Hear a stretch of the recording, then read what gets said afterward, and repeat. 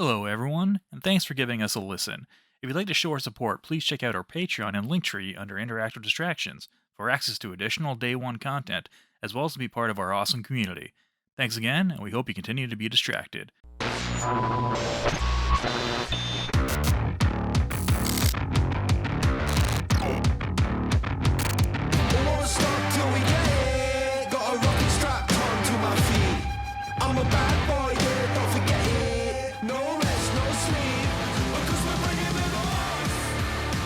Hello and welcome to Interactive Distractions. My name is Christopher Gill and I'm here with Travis Baum. Hello. By the way. And Jason Eastreicher. Hey, how's it going? We are sans Jeff today. We lost Jeff. He's not feeling well, so we're going to try and hold down the fort. Yeah, we wish him the best. Get well soon, and we will talk to you. We talk to you every day anyway, so there you go. What's up, guys? How's it going? Hey, Travis, what's up, dude? How are you? And nothing. I'm doing well. Real quick, I want to reach out to you guys first. Always Sure. thinking of others before Yes, myself. that's my how motto. was Father's Yeah. Day? How was Father's Day for you two? I got a rock. You got a rock. I got a rock Oh, that says Nice. "Hi, hungry. I'm Dad," and little smiley faces, and it says "Yay." But Griffin made that with a dad that's joke great. for me because he loves dad great. jokes. He's No, he a doesn't. chip off the old block. He hates my dad jokes. Hates them. I try not to tell dad jokes. Actually, Crystal does that for me. There we go. But it was okay for me too. Most of my day was taken up because of I think I've already talked about this on the show. The dock diving class for Flash. Mhm. So that's on Sunday. The place is an hour away, so it's an hour and a half class. So it's like a 4-hour ordeal. So that was most of my Father's Day. We just kind of chilled out, watched TV with the family, had pizza. So Nice. That's all you that can was do. okay. Fun times. And the day before, we went to Main Event, which I'm not sure if you guys are familiar with Main Event, Okay. but it's like a bowling alley, laser tag, arcade, restaurant. God, we got billiards, more than a like few of those everything. around here, don't we? Jeez. Yeah, we do have several of them. So, but we got to do that for a little while, and the kids really enjoyed that. We bowled for a little bit, and then went and played some games. So yeah, it was good. Very It was a pretty good weekend overall. All right. How well, was your Father's- weekend, Mr. Baum? It was good. It was good. We had an all hands Indus meeting set up, and I had to cancel on you guys because some local friends of mine here in Southern California have had some plans. They say, "Hey, Travis, we're doing a bingo night. Let's go do some bingo." And I'm like, "Well, I'm 40, so that tracks. Yep. Let's go do bingo." You're on the path to bingo. Yeah. I am so 47. I've never done bingo. I'm sorry. Yes. so about 3 hours later, I found myself in West Hollywood on Rainbow Row for Drag Queen Bingo. Nice. And boys, let me tell you, Yes. that was a good time. We Yes. had a lot of fun. I'm not really a big drinker, but I had a few wobbly pops and was feeling pretty nice. I got to right. tell you, they know how to do bingo. It was a great time. It really feeds into my innate competitive nature because they understand that How when someone competitive calls can out you get bingo, with bingo? well, I'm a competitive person by Okay. nature, even with something like bingo. This is why I can't do Really? this is why I can't do bowling leagues anymore because I get Mm. way too mad when we lose a match. Like I get so furious and it ruins my night. So I've had to swear off bowling leagues. But they fed into my need to hate other people who beat me in things because everybody that wins that gets bingo and they're confirmed, they have to do a lap around the bar while everybody crumples up their bingo card and pelts them with it, and it was Nice. just a really, really good time. But that was Okay, fun. so everybody wins. When one person Yeah. wins, everybody wins. Is Yeah, what you're everybody saying. wins. Okay, Yeah, I'm everybody down with that. I like that. Yeah, it was fun. And then we were supposed to be there for 7 to 9, and then maybe later go do some drinks. But when we find out from 9 to like close, they were doing karaoke, and boys, it was over from there. Okay. It was over from there. So yeah, we ended up having karaoke. We closed the bar. We were the last table in the bar. Closed that sucker down, and sang some songs all night. And it was cool because Nice. it was a table full of theater people in a gay bar. So it was basically musicals and show tunes all night at a certain point. So it was really good. We had a good time, but that was really it. And then the day after was just like pure unadulterated rest. Because I don't that's the best drink, and kind. then a few drinks will just tear me up inside. And then I had like done a heavy workout, so it was like a hangover plus my body recovering from a big time workout, and I was just miserable all damn day. I must have been a peach to Melissa all day long. Whoops. But that's pretty much it. Jason, what's happening, my man? Not a mucho, dude. We did the Father's Day thing. Got a couple cool gifts, like the rock I mentioned to you. I also got this big Tron stand up, which has 3 of the figures, and the figures are probably about 12 inches themselves. It's got 3 figures in it. So this thing is probably 3 feet tall, and it lights up. It looks like the arcade cabinet of old. Like it's got a little joystick on it and stuff. It is beautiful. I showed it to Lisa, I don't know how long ago, but I never would have bought it for myself. So she got that for me. But those are the best gifts, right? Like when those gifts where you're like, oh man, I would love that. And then like your significant I cannot other, justify the price of this. but And not then just all of a that. sudden, Whatever the reason, but like when someone remembers something from months ago, I just remember you wanted this a long time ago. And that's like the best gift. Yep. The best gift. Yeah. They're just paying me for being a dad, I guess. I don't know. That's the financial transaction. I give her all my money and I get Tron things in return. Tron things. Other than that, no, that's about it. Chris, what you been up to besides? I mean, we talked about Father's Day a little bit. It's still trying to get my. I think I talked about my son's Spanish class that he's taking over the summer. Trying to push him through that. He's in. So you were talking about your theater people, Travis. Both kids are currently in a camp this week at Georgia Ensemble Theater, and they absolutely love it. So they're actually doing. It's an influencer camp right now, so it's more like they're going to be YouTubing. They're kind of teaching them more how to be safe with YouTubing and things like that, because and like my daughter really wants to do it.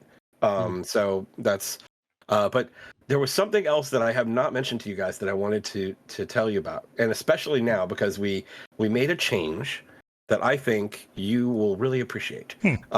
So at work, during our Christmas party over in December, one of the things that we do is get the entire organization, or our organization, essentially my manager's group, to decide what themes we want to use for the releases of our applications. And we have 3 major applications that we do releases for throughout the year.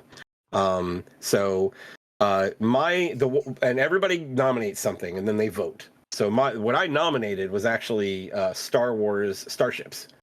That did not win. The ones that did win were flowers, languages, and video game characters. Whoa, cool. And I was like, I did not nominate that, but I freaking called dibs. So my application is the one that's got the video game character releases. Nice. And what we do is we do alphabetical order, so every release is a different character, right? So the first release was A, and we did Aloy.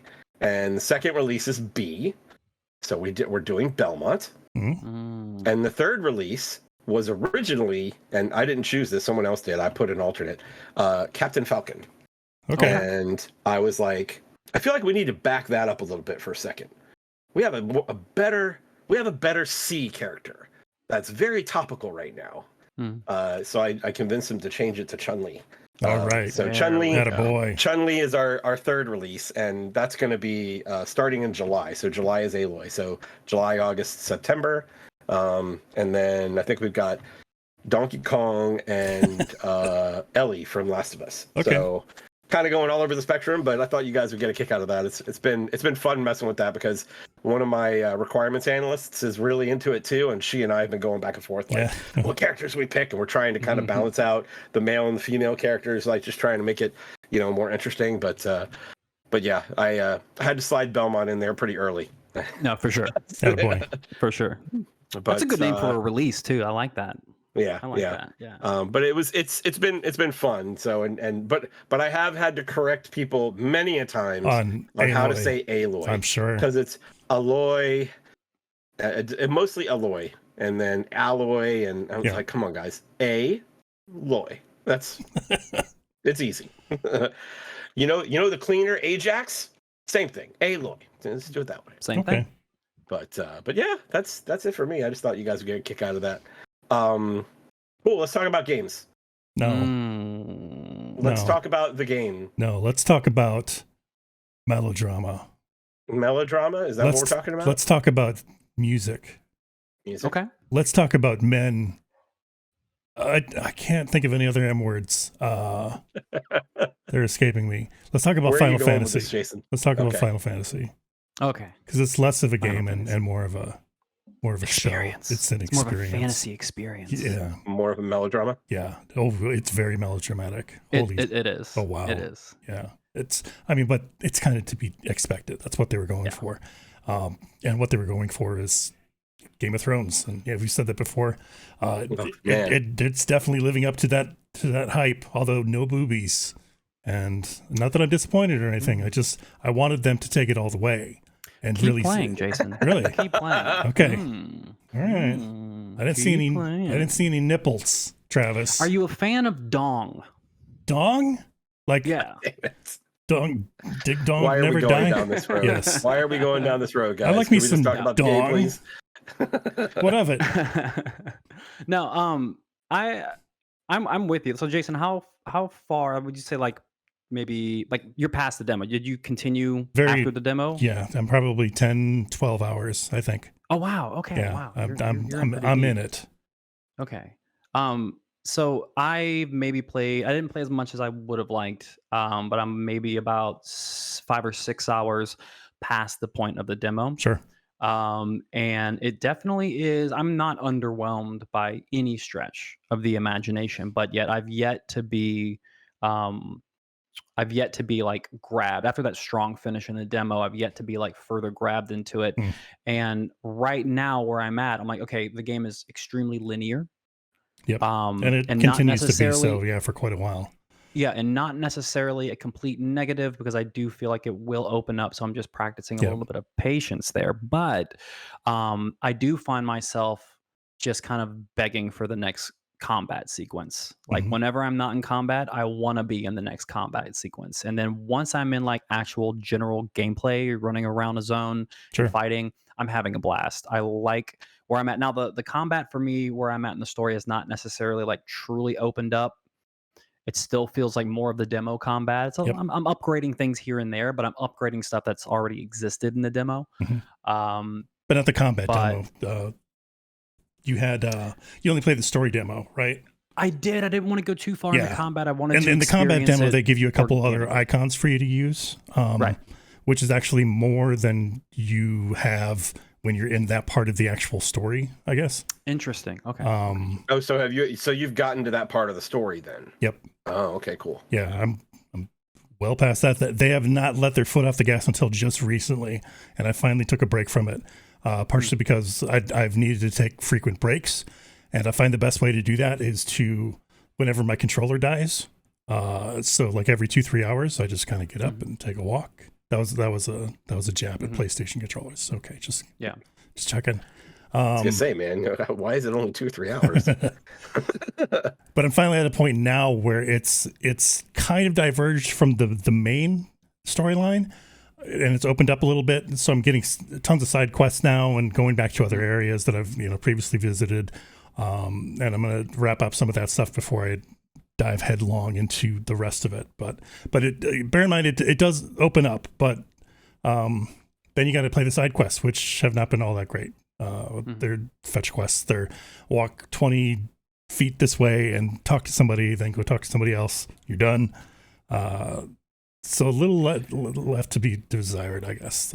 It's also a little glaring too, because like when you get a main scenario cutscene and it's phenomenal. Like so far, any cutscene that has to do with the main story has been really, really great. And but like when you get introduced to the side quest, the quote unquote cutscene sections of that, which are just like one character on one side, one character on the other, 2 cameras facing them, and it's just a very generic back and forth between the 2 characters, and it's almost like distractingly glaring of how high quality one set of cutscenes are versus the back and forth conversations that you're having in the side quests. Because like you go back to, and this is one end of the spectrum in for the positive, which is like Horizon Forbidden West.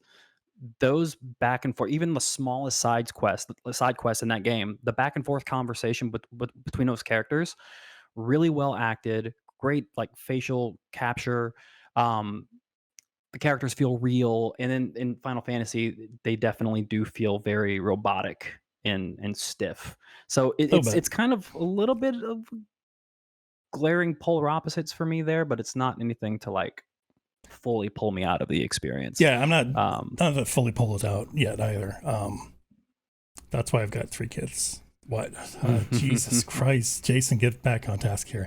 What you did there? God damn. What was I gonna say? They're at least they're fully voice acted for the most part. There's a few lines here and there that are not voice acted, but you know, that's at least, you know, something that they did for these kind of bare bones side missions. Yeah. I think the voice acting continues to be pretty pretty well spoken. Yeah, for the most part. Like there's a couple of characters at first when they first opened their mouths. I was like, "Ooh, that's kind of weird." But then like there's the giant character, like he started talking, and I'm like, and then all of a sudden, like he starts talking more, and I'm like, okay, I love this guy. This guy's great. Like great voice, great like kind of not attitude, but like emotion from his voice. Like you kind of know who he is. So like Goots is a good guy. Yeah, I'm really enjoying that so far. And then, you know, there's Stella, like on top of Clive, which is still like a strong, consistent presence in the game. Yeah. You get introduced to Sid pretty early on, and his voice acting takes it up a notch. He's real. I wouldn't be surprised if this voice actor did like Shakespeare like professionally. You know, he's like really, really good. So I'm definitely enjoying the audio side of it. Especially the music, because I'm playing with some headphones, and then the music comes through, especially during the battle scenes, really, really, really well. So I'm enjoying that part as well. Me as well. Chris, I want to gauge your interest on this. Like, I know that you just bought it, but nobody else knows. I mean, I told you guys, man, after I played the demo, I was sold. Okay. So not only because of the gameplay, and I'll be honest with you, like I actually appreciate the what Travis said about wanting to get to the next battle, like wanting to experience the gameplay, wanting to feel the combat. Because I'll be honest with you, like when I was doing the combat, like I felt Clive was a badass. Like I felt like a badass playing it, right? So it's a very interesting direction for Final Fantasy. It's very different, like all around. Just the entire feel of the game is different. And you know, it's like you said that who was involved in working on the combat? Was it the DMC people, or was it Bayonetta people? It was DMC. Devil May Cry. Like I just like getting away from like the kind of active time battle, the active turn based battle stuff, and actually making it like real time. It just completely changes everything, you know, and it does like it's I don't think it feels exactly like a character action game, right? Like Devil May Cry does, but it's like a really, really good blend. I think it will, though. I think later on it will when you start getting like the other icons and stuff. Yeah, okay. I think so. They don't necessarily feed into one another. Like there's not a ton of synergy to begin with, but later on. You start seeing where, okay, this attack can go into this one, and so on and so forth. So there will be more of that, and you get kind of a taste of that with the combat demo as well. Yeah, but it seems like there's going to be a fair bit of like customization in your play style as well, which I appreciate a lot. Yeah, so. I've been enjoying the combat for the most part. As Chris said, you know, it's not exactly like, you know, like a Devil May Cry or Bayonetta, but you can make it kind of like that. So there's like one difficulty essentially, but there's 2 different ways that you can go about playing this. You can play it at where it's action oriented. You have real-time dodges, all real-time attacks. You gotta finesse shit, or you can just put on these like 2 to 3 accessories and make the combat so much easier. So you just mash the square button, and like a series of like really cool looking attacks come out. And truth be told, I tried that out. It's fun. Yeah, I feel like a huge badass doing that. I don't have that one on, but the one that I do have on is where you get a little bit of additional time for the dodge. For the dodge, yes. And it'll come up like in the demo. Yes. And it just felt really good. It felt great. It was a good flow, yeah. You know, and I think the big thing for me during the demo for that particular artifact or accessory was that like when you're in combat, like shit's coming from you from all sides, and there's not really a good warning of something like coming up behind you off screen. So it gives you an opportunity to have that feeling of what's coming at you off screen. So yeah, I will absolutely use that one. The other two didn't seem very interested to me, but the little additional second you get for the dodge, I felt like that was good. That was a good choice. Yep. The only accessibility item that I'm wearing right now is the one that gives you that basically allows you to not have to worry about giving commands to the dog. Oh, the dog. Torgal is a good boy. He is a good boy. He's a very good boy. I didn't know there's a dog. He launches people into the air. God damn it, guys. Chris! He launches people in the air? The dog commits air jugglery. Yeah, it's amazing. Cool. Bring it. Cool. Yes. All right. Is it like a launcher? Can you jump up and take guys out in the air? It's a launcher. It's both. Yeah, so like you can even launch characters in the air, and he will jump up and sick them and help, bounce them and juggle them in the air. And he heals you. Cool. And he heals you? He's got a heal spell. He's such a good boy. He's the best boy. Oh, it's very exciting. Torgal is my dog looked up at me when I said that. He was a good boy. I said good boy, and he's like, huh? Me? Yeah, what did I do? Huh? I can heal you. I can launch enemies for you. Just let me at him. That's good stuff. Yeah, I just ordered it today. Okay. So it's going to be in on Saturday. Yeah. I ordered the physical deluxe edition. Because I want the 2 discs, baby. Yeah. I don't give a fuck about that. But, it's on 2 discs. Did you know that? It's on 2 discs. Yeah. 2 discs now. They made a really big deal about that. That's a big deal. I don't know why. I don't know if you know. They did. 2 discs. They told everyone. It was to hide the fact that they delayed the game. That's yeah. It's like, we'll just give them a free disc. They'll be fine. Give Jeff a steelbook. I guess the big thing for me, is like with 2 discs, it's like, why bother? Why? You're still going to have to install all of that stuff on your hard drive. You still got to download it all and still got to install it all. I don't know. It's weird. Yeah, but whatever. I wonder how much the digital version of that game is going to take up on your hard drive. Oh, I didn't check. I feel it's got to be big. Yeah. Oh no, not for Final Fantasy, because the 2 disc thing is with Final Fantasy 7 Remake Part 2. Oh, is that what the 2 discs was? That's what the 2 discs. Oh, okay. I did see an article where they were contemplating whether or not Final Fantasy 16 would have been their first 2 disc game. But they shied away from that. But no, Final Fantasy 7 Remake will be the first 2 disc game, and that's what I'm like. Okay, is that going to be like a 200 gig install for that release? Or what? Gotcha. Yes. I thought this one might have been 2 discs as well. Well, then they would have had to make 2 steel cases. That's true. Oh, geez. No one's got that kind of money. Jeff does. For that, he's got the money. If it's the steel cases, man, he's got it. He's got it. Hey, good on him, because games are $100. Yeah. In Canada right now. So. May as well get something to, keep it safe. Keep it in the family for generations to come. I personally wish I had more to talk about Final Fantasy VII. Like, I expected, just the way I hammered my playtime in Diablo, I figured that I was going to have a lot more time with Final Fantasy, but I'm still kind of like in the early, very, very linear stages. So I'm not necessarily, I talked about this off air with you guys. I'm not necessarily as mind blown like I was coming off of the demo. So it's still kind of in that very early, like, dare I say, still in that Final Fantasy 13 area of the game, where it's just a lot of like corridor dungeons, going from point A to point B to trigger the next cutscene. But that's, I don't think that comparison is fair, even just you talking about it, because the combat is so much more interesting. Well, I'm just saying in terms of like the game structure. I mean, the combat is better. Like, it's better. I don't hate the Final Fantasy 13 combat by any stretch, but like this, I gel with this way better than Final Fantasy 13.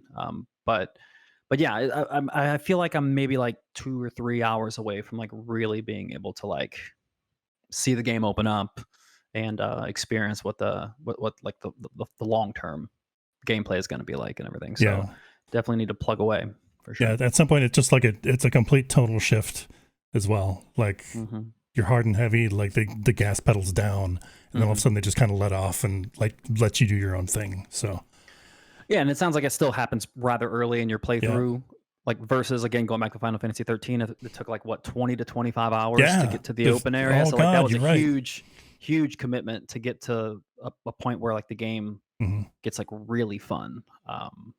Because that game is a little bit rough in the beginning. But yeah, hopefully next week when we start talking about it more and also having a conversation when Jeff's back, I'm excited to see what his thought process is because Jeff has a very interesting relationship with Final Fantasy. He just recently started beating Final Fantasy games. So as of like the last game, yeah, exactly. I think that was his first one. No, but I think 7 Remaster and 15 were the first 2 he beat. Oh, Sounds really? Yeah, I think so. I could be wrong there. I know at 15, that's all I know about. So 13 was the last one I beat. And then before that, the last one I beat was 8. Oh, wow. I loved 9. I just never got through it all the way. But yeah, 10, I got to the end. I got near the end, and then I just kind of lost interest twice. Same place. So yeah. And 12, I couldn't get into because it was way too political. I don't know. It was overblown with There's a lot of lore. Yeah. Jesus. There's a lot of lore in this, too, but at least it's kind of kept hidden under the covers. That's a really good thing to bring up because it's definitely like if there was no extra type of context that's giving to you or an option for context, you would be very lost in the shuffle. Like what kingdom is this? Who represents this this country, and like what's your position in this? Like there's just so much to like know like what's going on with the overall landscape of the world. And they added that really genius active story something like that. Active story time with Final Fantasy. At any Sit point down, everyone. Are you talking about the ATL? Yeah. So like at any point the ATL. at any point in the game, like during a cutscene, you can hold down the touchpad on the PlayStation controller. Active something lore. Active time lore. Active time lore. Yeah. I'm like, but yeah, all right. You hold down the gamepad and then it pulls up it pauses any cutscene and it pulls up a menu and it adds, and it's cool because if you've ever been on like Amazon, I think it's Amazon Prime. If you pause Amazon Prime, no other subscription service does this, but they'll actually bring up like information based on who is like, if you have like 4 actors on the screen, it'll bring up information just about those 4 actors, the writer, director, and it just gives you a little bit more context to what's going on with that movie based on who is in that scene. And they do that really, really well in this game. So if you have like Clive, Sid, and another, and someone from a specific country in one scene, you hit the prompts for the active time lore, and it pulls up a menu just focusing on the region that you're in, the characters that are there, and it just gives you the up-to-date information based on what you've experienced in the story so far. And it's just a really great. I'm doing it constantly to make sure that I am following along. I have a good understanding of what's going on, and it's been very, very, very helpful. So that was a kind of a stroke of genius by them to include that, because I think they kind of understood that we have kind of like a tangled web, a tangled web in this game. And it was definitely a welcome feature for sure. Super cool. Awesome. That's about all I got for Final Fantasy so far. I think that's all I have so far. Still early days. Yep. Early days, and I'm excited to play more. I'm constantly thinking about it when I'm not playing, so that's a positive sign. That's the definition of terrible distraction. Yeah. Now on the flip side, to keep it 100 with you gentlemen, I can't stop thinking about Diablo. Yeah. So the whole time I'm like, should I put like an hour? I saw you say you were like 130 something hours into Diablo. 150 like now. 150. Oh wow, man.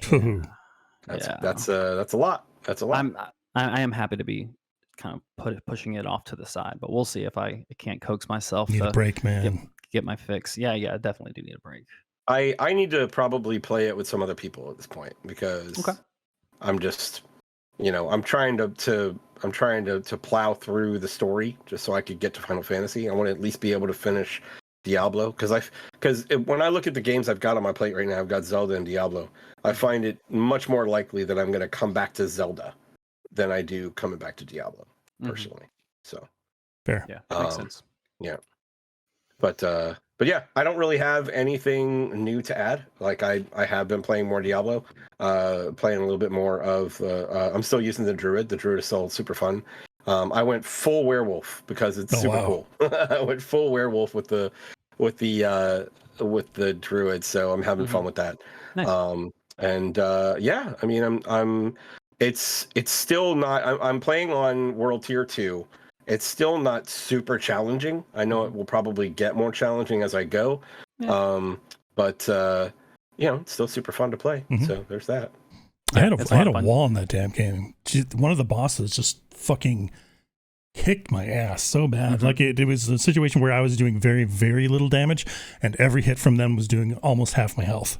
So it's like this is a losing battle. And you only get so many potions, right? So yep, exactly. Like I've got 6 potions now, but like I only had 4, I think, at the time. But even so, it would be rough for me. So I went back and I started playing around with builds and stuff, and I might go try it again. We'll see. But man, hitting that wall was a stark awakening. Is what it was. Was it a story mission that you hit a wall with? Yep. One of the bosses, yeah. Okay. In like which act?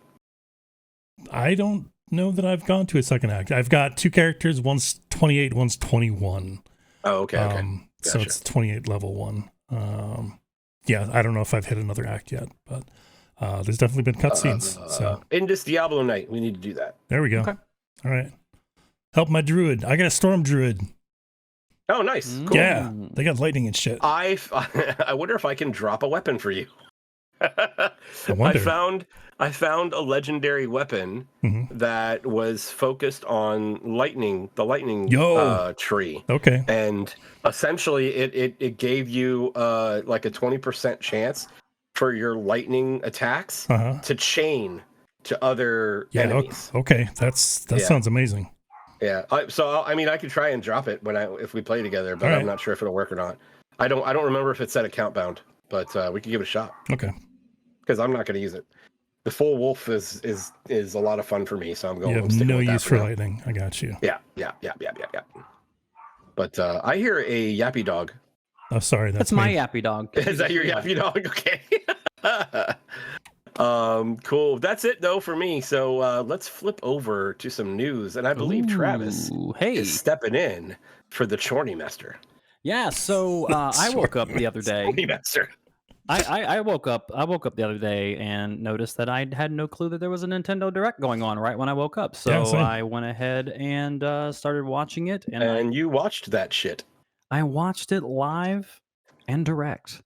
Nice. And so like we've been doing the other showcases, we'll just go through and kind of just like touch base on the games that really triggered us in a positive way.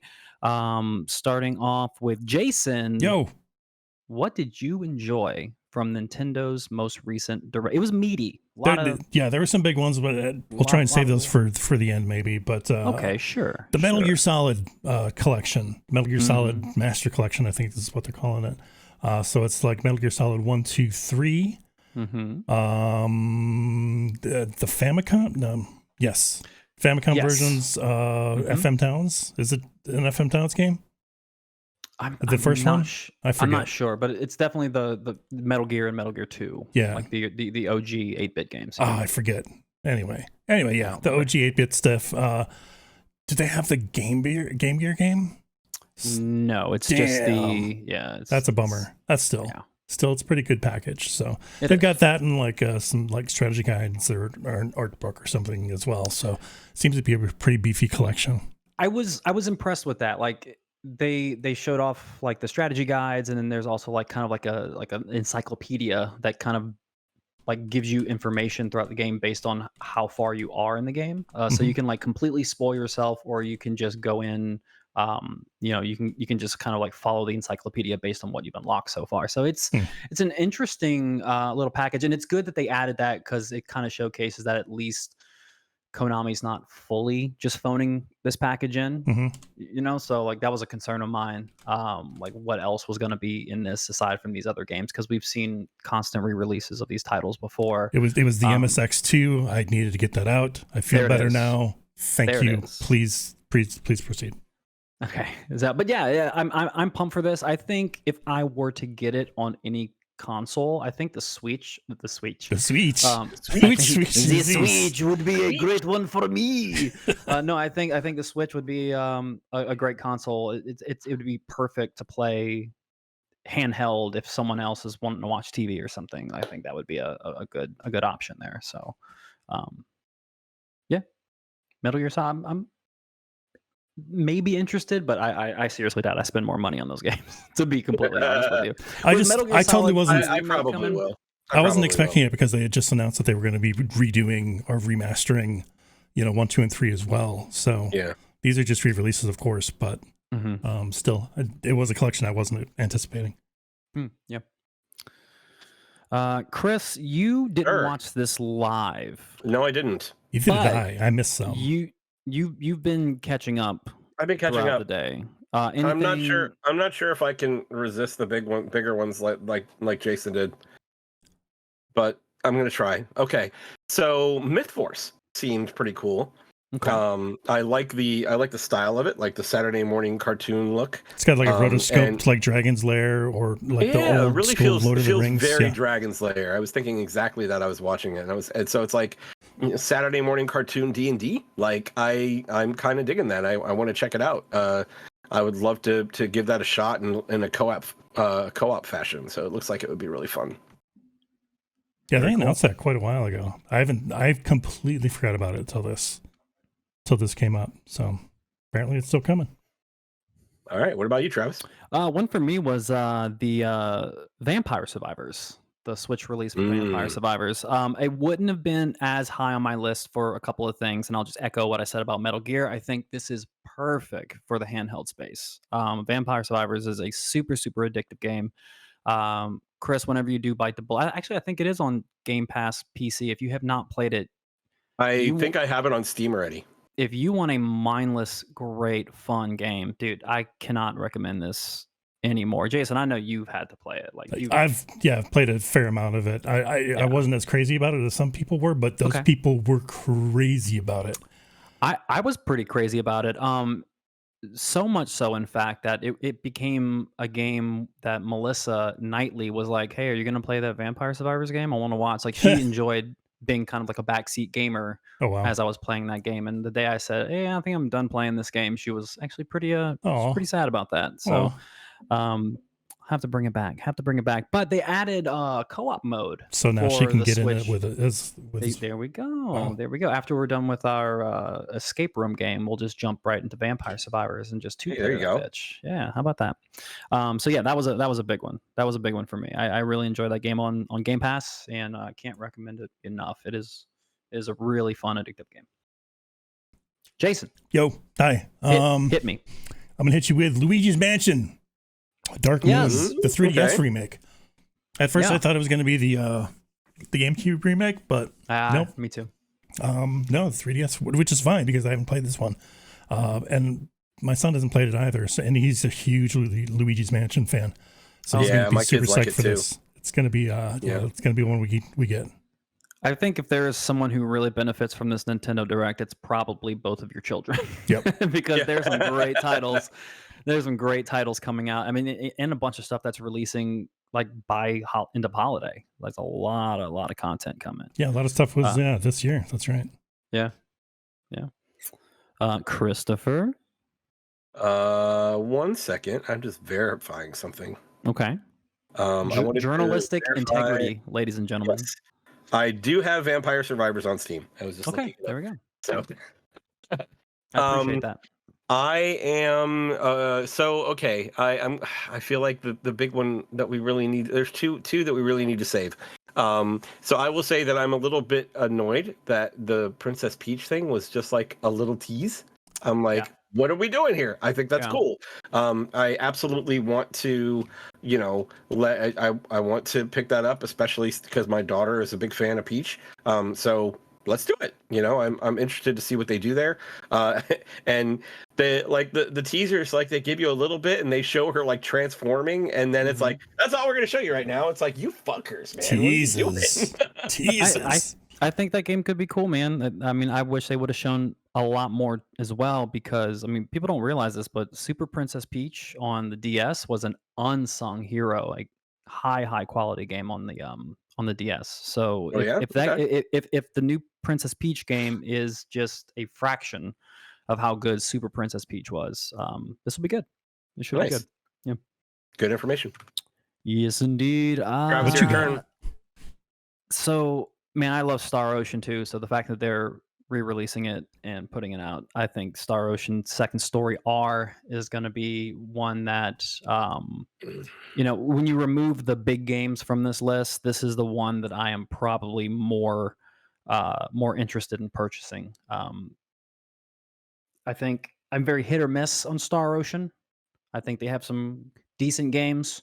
I think they have a couple of bad ones, and I think there's one really, really good one, and this is that one really, really good one.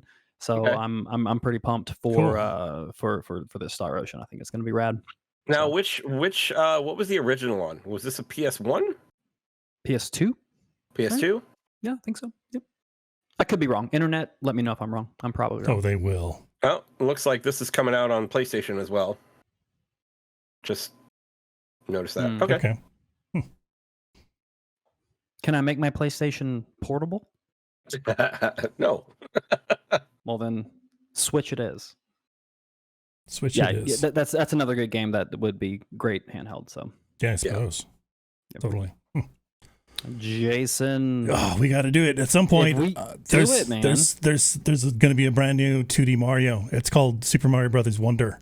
Yes, it looks so good. It's got an amazing art style. Really good. It's like 2.5D, but still more flat than anything. But it's got some shading to make it look kind of like it's got some depth to it.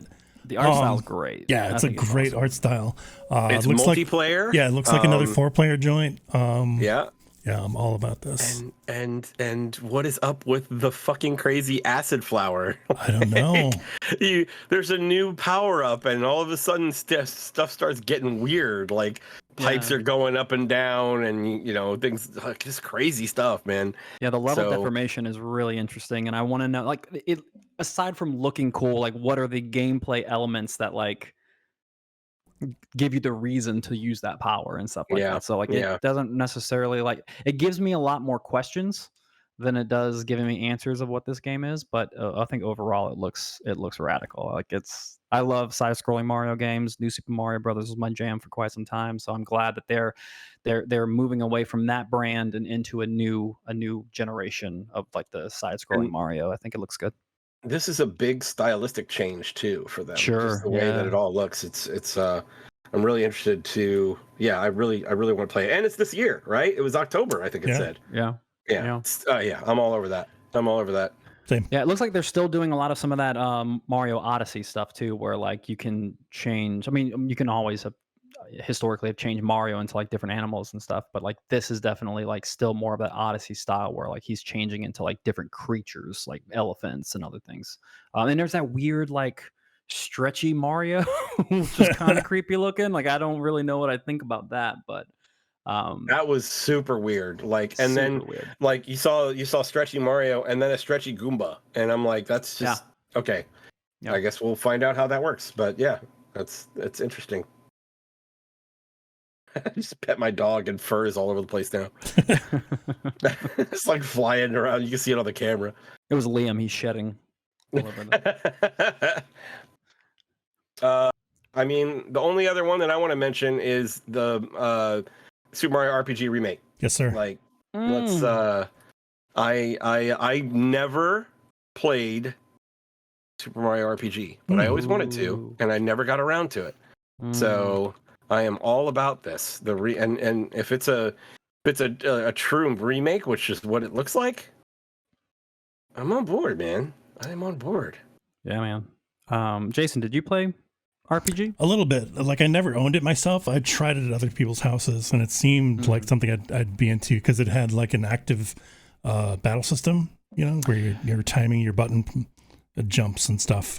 Yeah, every attack you can essentially reach double damage if you tap the attack button at the same time the character attacks. So it kept you, instead of just a normal engaged. like okay attack, Mm-hmm. it kept you constantly engaged with the combat, which was really fun. Yeah, I like that and part. it's fun.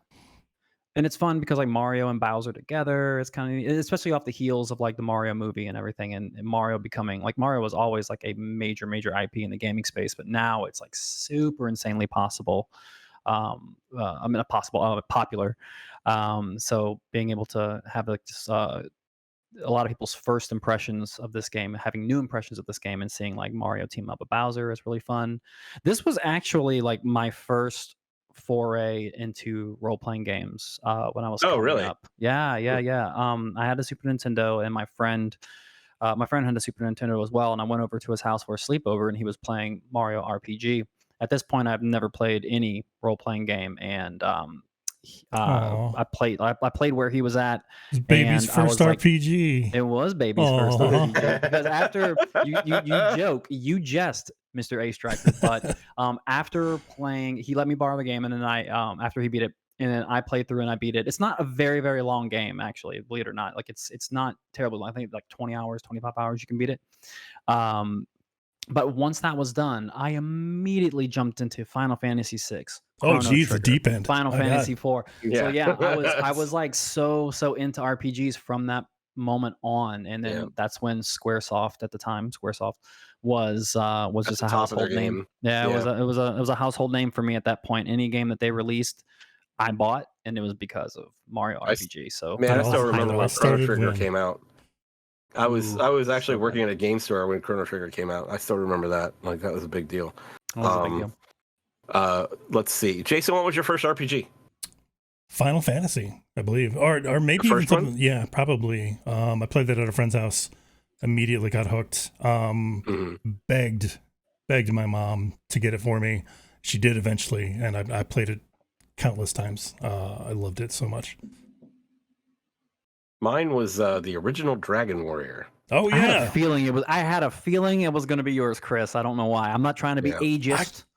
But I just felt like that was it. I got that game Dragon for free. Warrior and the original Final Fantasy were not far away from each other. Yeah.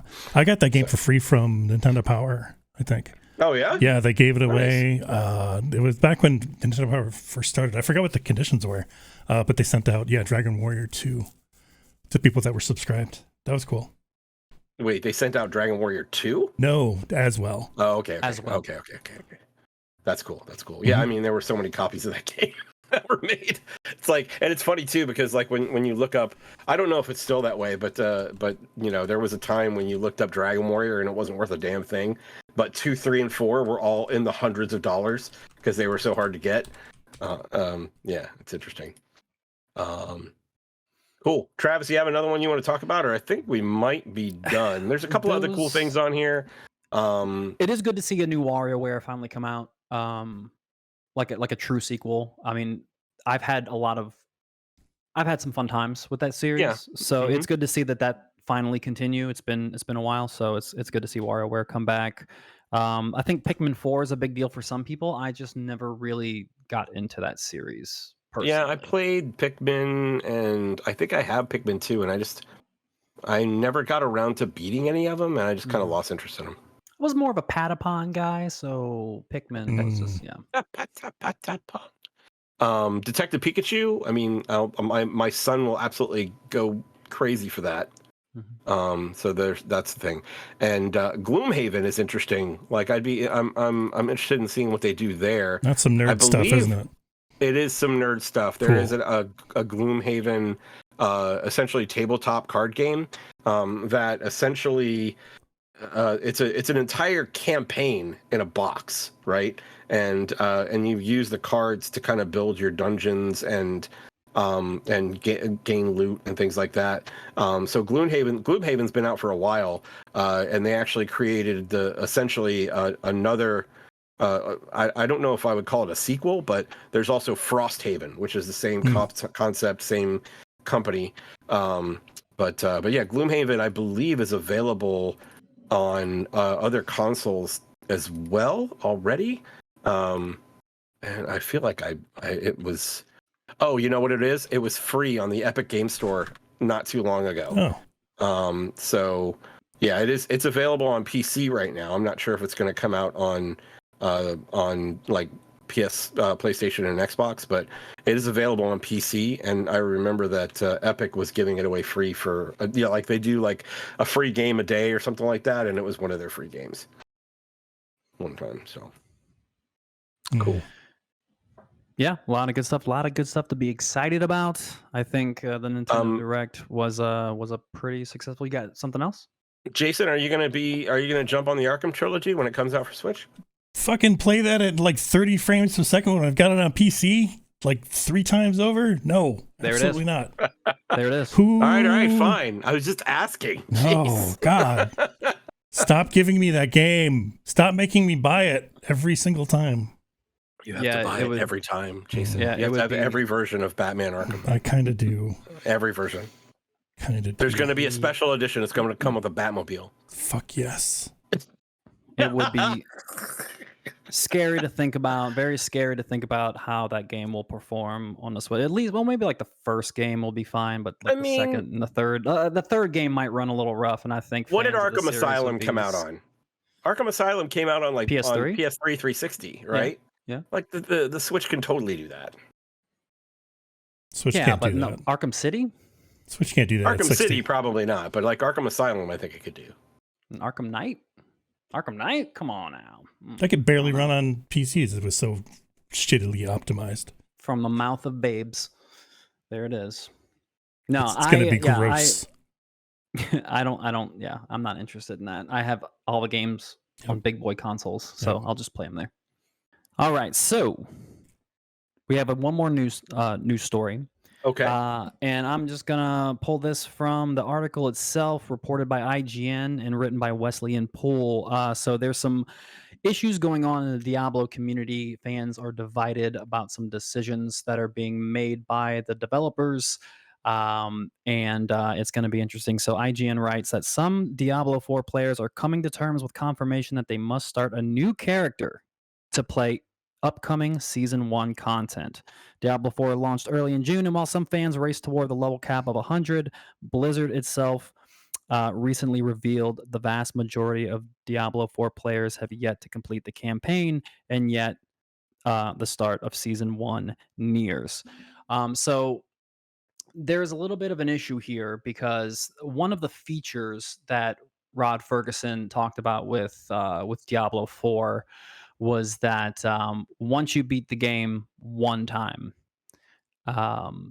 if you create a new character in the future, you don't have to play through the campaign anymore. You can just automatically skip it, and jump into the open world. And people applauded, rightfully so, applauded Blizzard for that decision, because in the past, like especially Diablo 3, if you made a new character, you had to go through the main story content, including the expansions, and you just at some point you just get tired of running those missions and everything. So and there are two subsets of people. There are people who love the seasons that they introduced in Diablo 3 and like creating new characters and like trying out new things, and then there are people like me who pour 150 hours into one class and has no more bandwidth for another character. Whoa. So going back, and that's not surprising for you. Like when I don't know if we've ever talked about this. Well, we haven't. I don't know if we've talked about this recently, but even when you were playing Destiny hardcore, you were playing 3 the same character.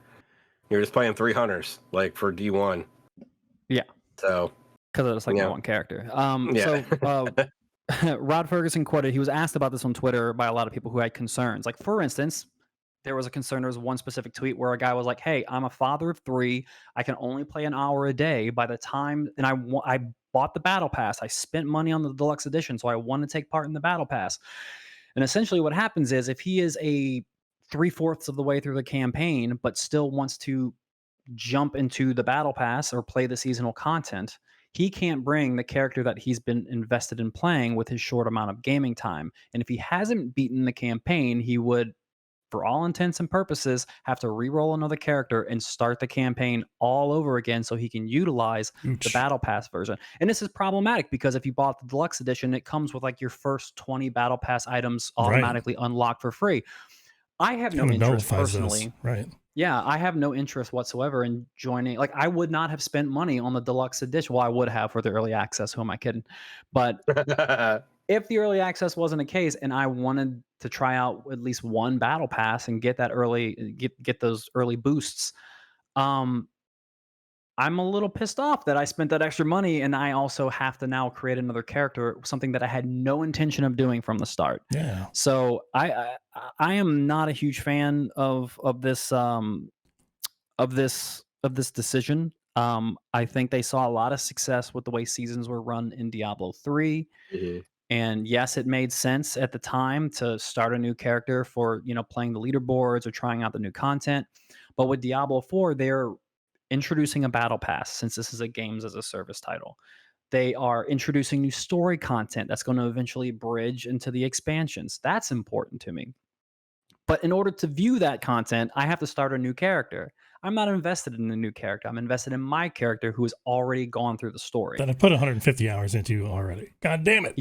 Yeah. So like I'm So- telling you, like there is no world where I start a new character. Huh. So this There's is no world. like you said, this is something they did in 3, right? Where they every season you started a new character for that season, right? Yeah. Isn't that the case?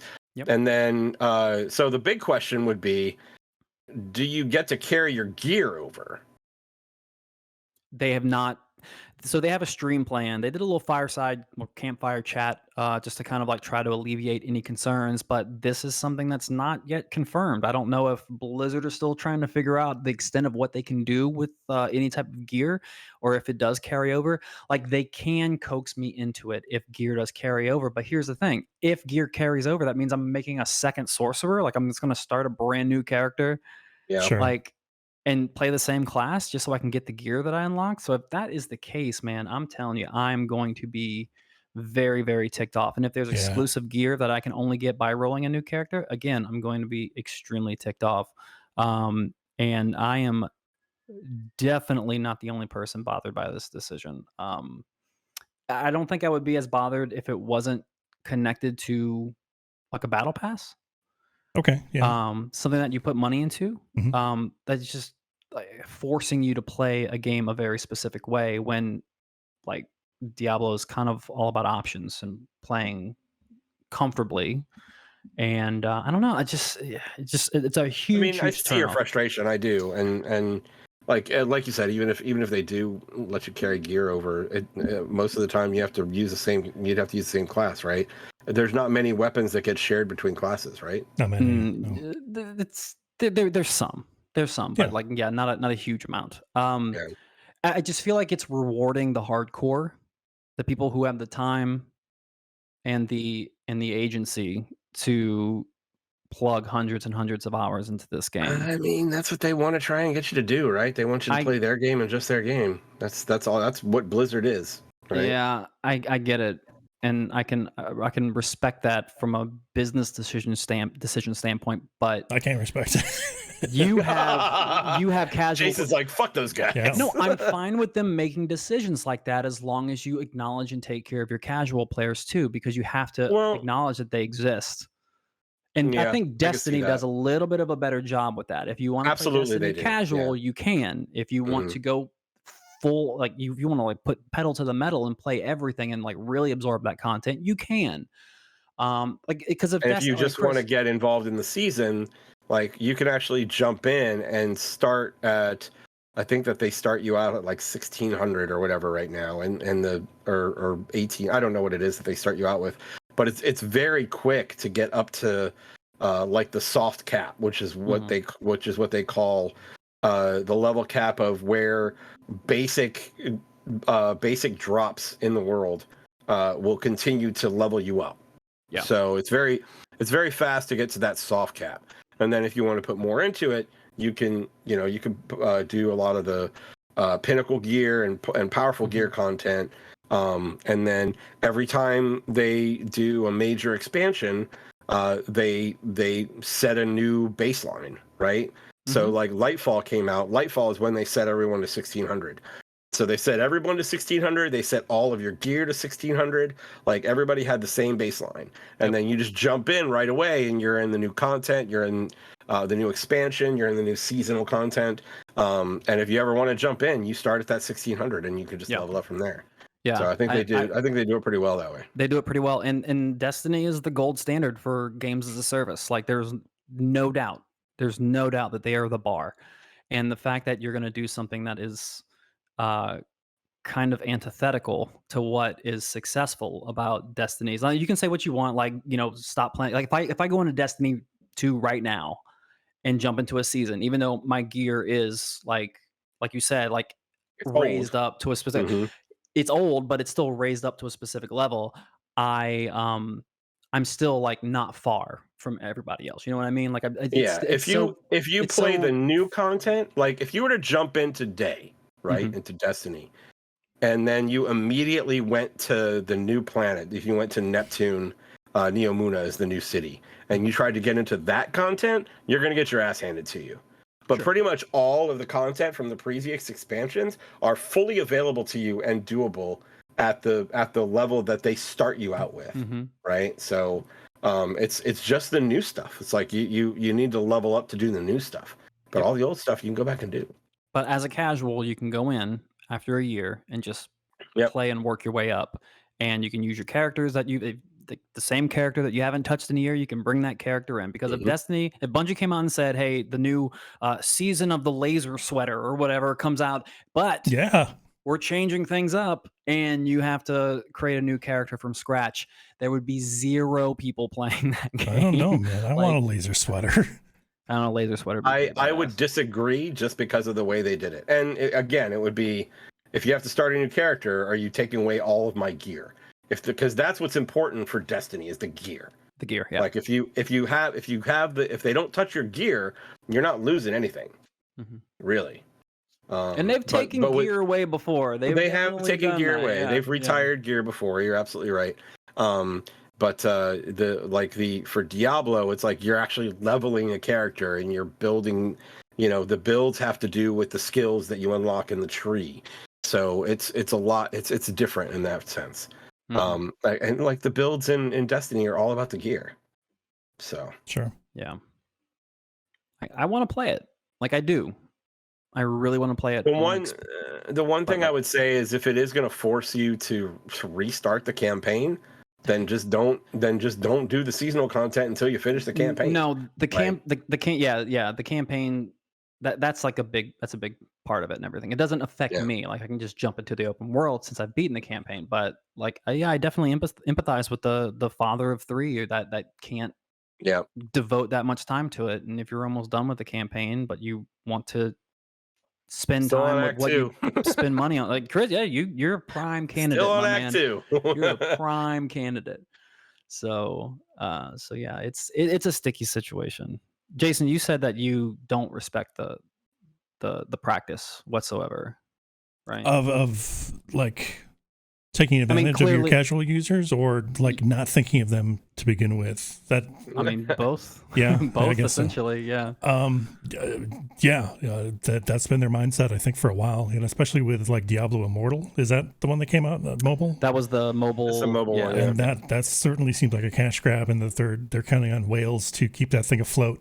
And I wondered what lessons they learned from that.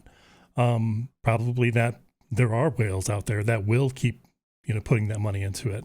And I'm sure that's what they're focused on. But I think that cuts out more people than than the money that they're bringing. I don't know.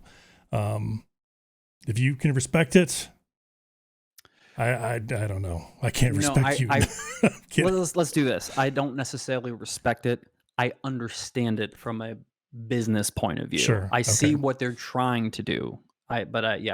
Saying I respect it is it was a misuse of words. I definitely do not respect it, but I get why they're doing it. It's just a horrible, non-consumer friendly decision. Totally. And you would think Activision would have learned their damn lesson by now. Like, nope. I just feel like that's the thing, dude. This model. Well, actually, I don't know if this model works because WoW doesn't really do that model. WoW is a different model altogether. So yeah, but the games as a service thing, like they've got, Blizzard's has a WoW under their belt that's been going for still going decades now. Hasn't it been around for 20 years now? Something like that. Yeah. It's crazy how long WoW has been around. I'm curious now. When did it come out? I'm not sure. But gentlemen, yeah. if that is all you have to say about this news topic, that is news. That is news. All right. WoW came out November 23rd, 2004. Damn. So it'll be 2 decades old next year. Shit. How about That's that? crazy. I've known you that long. That's crazy. Well, longer. Well, yeah, we knew each other at PSO days, right? Yep. The Dreamcast days. Yep. So that was what, late night? Well, 99 is when the Dreamcast came out. Early 2000s, I think. Yeah. Mm-hmm. All right, good stuff, guys. Anything else before we get the heck out of here? Then give these people some time back. No, man. I think we're good. All right. Well, then thank you all for listening. Hope you enjoyed the show. If you did, please tell a few friends about us. Like and subscribe. It helps out a lot. You can also check out all the stuff on our link tree. It's right down there. You can see it right there. But that's it for today. So until next time, my name is Chris. I'm Travis. I'm Jason. Play your games, and we'll talk to you next week.